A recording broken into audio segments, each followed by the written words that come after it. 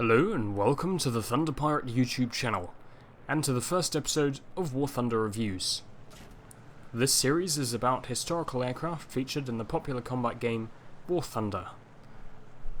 If you'd like to hear more about how the series works, stick around for the end of the video. In this episode I'm going to be showing you an early game aircraft from the British line, the Hawker Fury, which is probably the worst aircraft in the game. The Fury is featured as a reserve aircraft, meaning that it is the first aircraft in the British tech tree, and is free to research. Really? What more could you want? Unfortunately, a lot more. As I mentioned earlier, this plane is terrible. It's slow, flimsy, and lacks any armour protection for the pilot, something which later British planes do not miss out on. Visibility from the cockpit, which is important if you want to fly in simulator battles, is poor, especially when looking forwards, which is something you'll probably be wanting to do every now and then. Maybe. Although speed isn't a massive issue for the Fury, when fighting other biplanes, the aircraft does lack in other areas, such as manoeuvrability.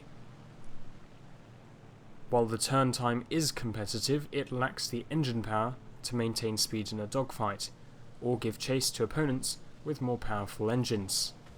The roll rate is also underwhelming for this type of aircraft, and a pilot would be wise to set up an attack long before reaching their target.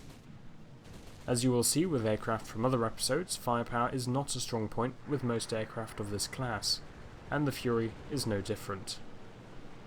The slow fire rate of its two Vickers machine guns mounted in the nose won't drain your plentiful supply of ammunition quickly, but this also means you'll have to stay on target to a desperately manoeuvring opponent for far too long, giving their opponents plenty of opportunity to attack you, sending you back to the hangar early in most matches.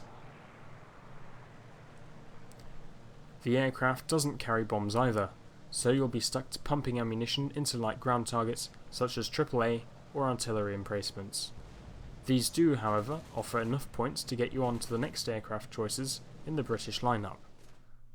Of aircraft available, I recommend getting to the Gladiator as quickly as possible, as this is a great plane and one I'll be featuring in a future episode.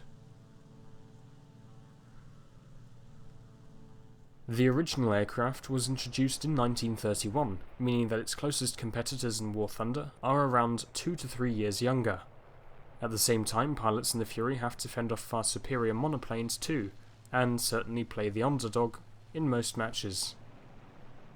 Nonetheless, the Fury was the first aircraft in the RAF to exceed 200 miles per hour in level flight, which is about 322 kilometers an hour, and later models used a 690 horsepower engine, a notable improvement over the 525 horsepower engine from the Fury Mark I.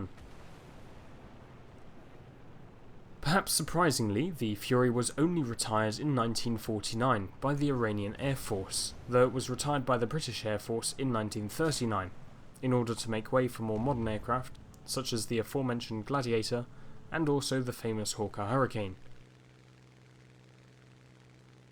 Lastly, I'd like to urge you not to confuse the Fury and the Nimrod, which admittedly look identical, and were both built by Hawker Aviation.